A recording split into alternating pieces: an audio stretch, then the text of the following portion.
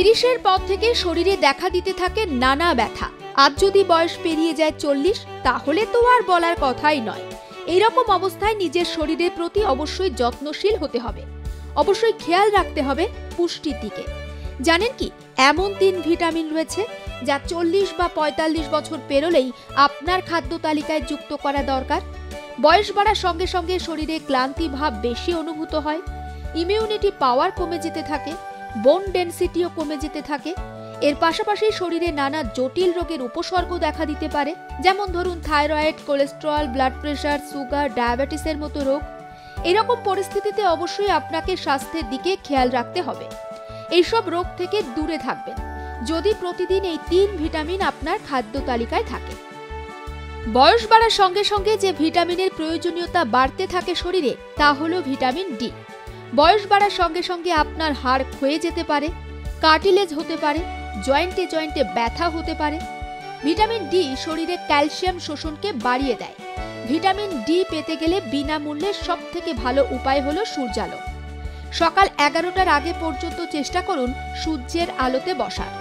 তবে যদি আপনার চিকিৎসক মনে করেন আপনার শরীরে প্রচুর পরিমাণে ভিটামিন ডির ঘাটতি রয়ে গেছে এবং তিনি যদি মনে করেন আপনার শরীরে ভিটামিন ডির সাপ্লিমেন্টের প্রয়োজন, তাহলে চিকিৎসকের প্রেসক্রিপশন অনুযায়ী ভিটামিন ডি ট্যাবলেট বা ক্যাপসুল খেতে পারেন। বয়স বাড়ার সঙ্গে সঙ্গে শরীরে ভিটামিন B12 এর অ্যাবজর্পশন কমে যায়।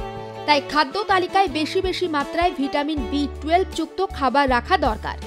ভিটামিন B12 কম হলে শরীরে রক্তের অভাব বা অ্যানিমিয়ার মতো রোগ হতে পারে। এই ভিটামিনের অভাবে হাড়ের সমস্যা দেখা দিতে পারে। সমস্ত প্রকারের মাংস বা মাছে ভিটামিন B12 পেতে পারেন।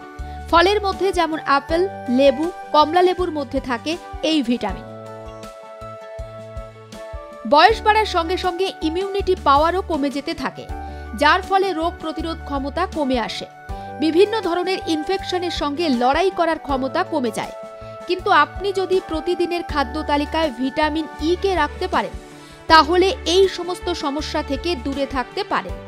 ভিটামিন ই আমাদের শরীরে প্যাথোজেন সেল ডিফেন্সকে রক্ষা করে, যার ফলে আমাদের ইমিউনিটি পাওয়ার বৃদ্ধি পায়। আমাদের খাদ্য তালিকায় বেশি বেশি করে অ্যান্টিঅক্সিডেন্ট যুক্ত খাবারকে যুক্ত করা প্রয়োজন। ভিটামিন ই খুব হাই কোয়ালিটি অক্সিজেন যুক্ত। আমন্ড বা কাঠবাদামের মধ্যে রয়েছে প্রচুর পরিমাণে ভিটামিন ই। সারাদিনে যদি 8 থেকে 10টি আমন্ড বা কাঠবাদাম খেতে পারেন 1 মুঠো সানফ্লাওয়ার সিডস, তবে অবশ্যই সেটি হালকা রোস্ট করে নেবেন। এর ফলে আপনার শরীরে কমতে পারে ভিটামিন ইর ঘাটতি। এর পাশাপাশি সমস্ত রকমের বাদাম, যেমন পেস্তা বাদাম, কাজু বাদাম, আখরোট থেকেও পেতে পারেন ভিটামিন ই। কিন্তু যদি আপনার চিকিৎসক মনে করেন এই খাবারের পাশাপাশি কোনো ওষুধ বা ক্যাপসুলের প্রয়োজন রয়েছে, তবে অবশ্যই চিকিৎসকের পরামর্শ মেনে চলুন। ব্যুরো রিপোর্ট, আর প্লাস নিউজ।